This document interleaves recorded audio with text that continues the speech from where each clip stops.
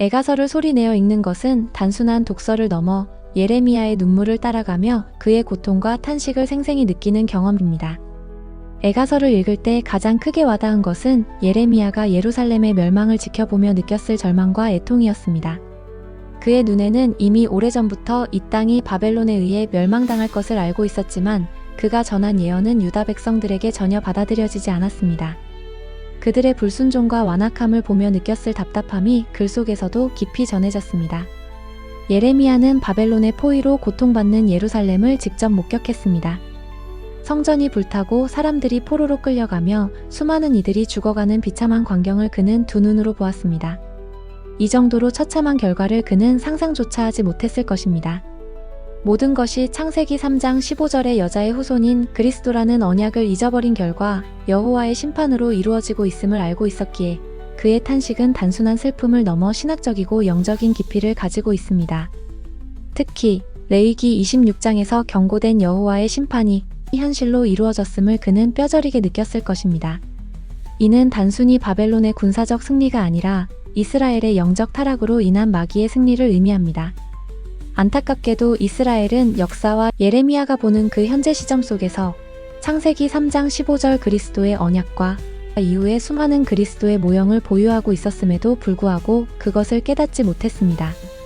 그들의 영적 수준은 최하급으로 떨어졌고 불신앙이 세대를 거듭하며 깊이 뿌리내렸습니다. 이는 갑작스러운 결과가 아니라 기존 세대가 언약의 진리를 다음 세대에게 온전히 가르치지 않은 결과였습니다. 여호수아 시대의 이스라엘 전사들과 비교해보면 당시의 백성들은 그리스도의 언약을 붙잡고 전쟁을 통해 믿음을 실천했습니다. 하지만 새로 태어난 세대는 마음속의 불신앙을 극복할 영적 훈련을 받지 못했고 이는 타락의 가속화를 불러왔습니다.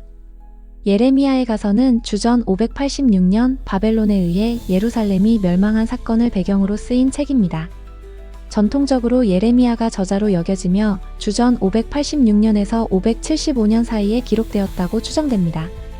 이 책은 예루살렘의 파괴를 직접 목격한 예레미야가 하나님의 심판과 이스라엘의 고통을 애도하며 쓴 작품으로 그에게 붙여진 눈물의 선지자라는 별칭을 잘 보여줍니다.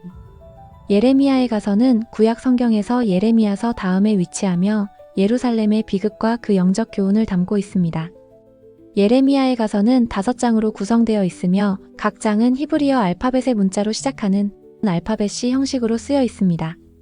이 구조는 당시의 문학적 표현 방식으로 기억하기 쉽게 하며 동시에 깊은 정서를 담아냅니다. 책 전체는 예루살렘의 멸망과 그로 인한 슬픔, 하나님의 심판과 자비라는 주제를 중심으로 전개됩니다.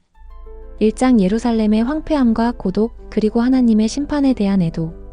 2장 하나님의 진노로 인한 예루살렘의 멸망 묘사와 비극적 현실. 3장 예레미야의 개인적 고백과 하나님의 자비와 신실함에 대한 희망. 4장 이스라엘의 죄와 그 결과로 인한 고난. 5장 회개의 기도와 회복에 대한 강구. 예레미야의 가서는 개인적이고 공동체적인 고통 속에서 창세기 3장 15절 그리스도의 언약으로 돌아가는 길을 제시합니다. 예루살렘의 멸망이라는 비극 속에서도 그리스도의 언약 속에서 하나님의 자비와 회복의 약속은 여전히 유효하다는 점을 강조합니다.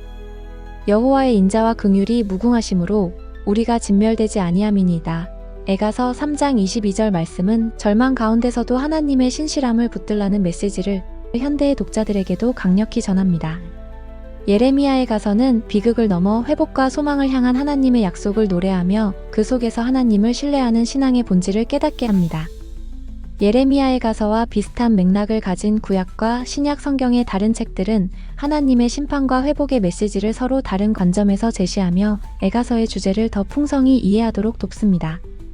욥기는 의로운 사람 욥이 겪는 극심한 고난과 하나님의 섭리를 탐구합니다. 예레미야의 가서와 마찬가지로 욥기는 고통의 원인과 목적에 대해 깊이 질문하며 인간의 한계와 하나님의 주권을 강조합니다. 두 책 모두 고난의 심오한 의미와 하나님의 계획을 탐구합니다. 특히 욥과 예레미야 모두 개인적이든 공동체적이든 극심한 고통 속에서도 하나님의 성품과 약속을 신뢰하려는 노력을 보여줍니다. 욥기의 고난은 개인적 차원에서, 에가서의 고난은 공동체적 차원에서 다루어집니다. 시편 137편은 바벨론 포로로 끌려간 이스라엘 백성의 슬픔과 고통을 노래합니다. 우리가 바벨론의 여러 강변 거기에 앉아서 시온을 기억하며 울었도다. 시편 137편 1절은 절망 속에서 하나님의 구원을 바라는 백성의 애통한 심정을 보여줍니다. 두 책 모두 예루살렘의 멸망과 하나님의 심판을 노래하며 그 가운데 있는 하나님의 약속과 회복을 기대합니다. 시편 137편은 포로로 끌려간 개인의 감정을 강조하는 반면 애가서는 공동체적 고통과 회개를 더 포괄적으로 다룹니다. 예수님은 예루살렘아 예루살렘아 암탉이 그 새끼를 날개 아래 모으려 한 것 같이 내가 내 자녀를 모으려 한 일이 몇 번이냐. 그러나 너희가 원하지 아니하였도다. 마태복음 23장 37절에서 말씀하시며 하나님께 돌아오기를 거부한 예루살렘에 대한 슬픔을 표현하십니다. 애가서와 마찬가지로 예루살렘의 멸망과 심판은 죄와 불순종의 결과임을 보여줍니다. 예수님은 애가서의 비극을 넘어서 새 언약을 통한 회복과 구원의 길을 제시하십니다. 히브리서는 하나님의 징계를 사랑의 표현으로 설명하며 징계를 통해 하나님의 거룩하심에 참여하게 된다고 말합니다. 징계는 다 받는 것이거늘 너희에게 없으면 사생자요 친아들이 아니니라. 히브리서 12장 8절의 말씀은 고난과 징계를 통한 성숙과 회복의 메시지를 담고 있습니다.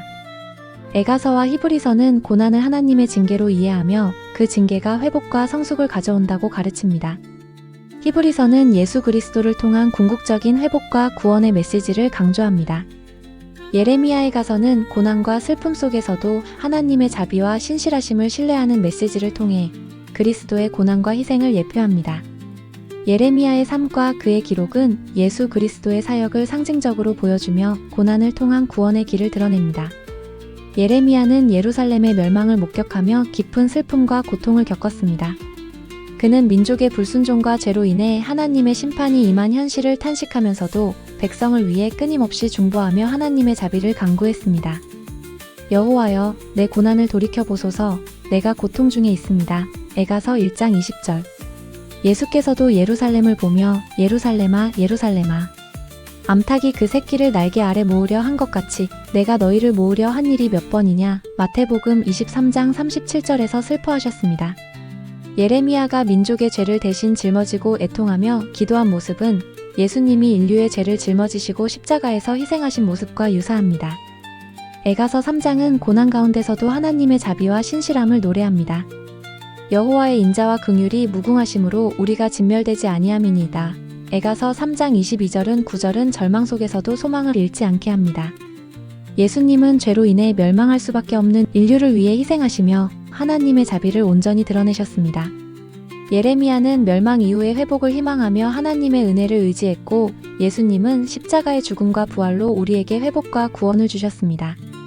예레미야는 멸망한 예루살렘과 백성들을 위해 하나님께 끊임없이 기도하며 중보자의 역할을 감당했습니다. 그의 기도는 고난과 절망 중에도 하나님의 자비를 믿는 신앙의 표현이었습니다. 예레미야는 자신의 민족을 대신하여 회개의 기도를 올렸으며 이는 예수님이 우리의 죄를 대신하여 십자가에서 중보하신 사역과 연결됩니다. 예레미야가 하나님의 자비를 간구하며 미래의 희망을 선포한 것처럼 예수님은 우리의 영적 전쟁에서 최종적인 승리를 보장하셨습니다.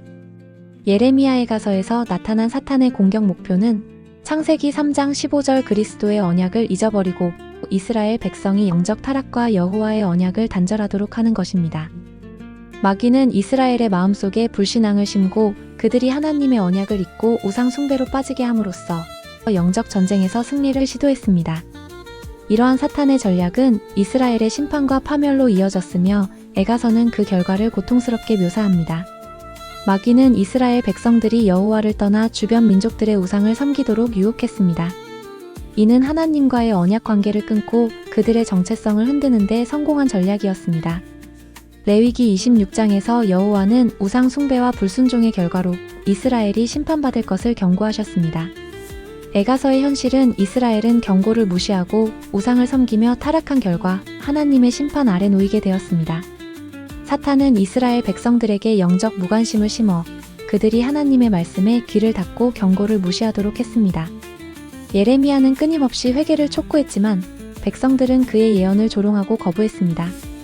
마귀는 그들의 마음을 완악하게 하여 영적 깨달음을 막고 죄의 길로 더 깊이 빠지게 만들었습니다. 마귀는 하나님의 백성 간의 분열을 조장하고 공동체를 붕괴시켜 하나님의 언약 백성으로서의 사명을 잃게 했습니다. 이스라엘의 지도자들은 부패했고 백성들은 서로를 의심하며 혼란 속에 빠졌습니다. 이러한 분열은 하나님께로 돌아갈 기회를 더욱 어렵게 만들었습니다. 예레미야에 가서는 고대 이스라엘의 비극적인 멸망을 다루고 있지만 그 메시지는 오늘날의 현대인에게도 깊은 영적 교훈을 제공합니다. 이 책은 고난과 심판 속에서도 하나님의 자비와 회복의 약속을 붙잡으라는 강력한 도전을 던지며 우리의 개인적, 공동체적 신앙을 점검하도록 이끕니다. 현대사회는 물질주의와 개인주의가 만연하여 하나님의 말씀보다 세속적 가치가 우선시되기 쉽습니다. 예레미야에 가서는 우리에게 다음과 같은 질문을 던집니다. 나는 예수는 그리스도, 라는 하나님의 유일한 언약 관계를 온전히 붙들고 있는가? 에가서는 고난이 단순한 결과가 아니라 예수는 그리스도라는 언약으로 돌아가야 할 신호임을 가르칩니다. 우리도 삶의 어려움 속에서 예수는 그리스도를 고백함으로 회개를 통해 신앙을 회복해야 합니다. 여호와의 인자와 긍휼이 무궁하심으로 우리가 진멸되지 아니함이니이다. 에가서 3장 22절의 말씀은 절망 중에도 하나님의 신실함을 붙들게 합니다. 에가서는 이스라엘 공동체가 하나님의 언약을 떠남으로 인해 멸망에 이른 것을 보여줍니다. 이는 오늘날 교회 공동체에도 중요한 교훈을 제공합니다.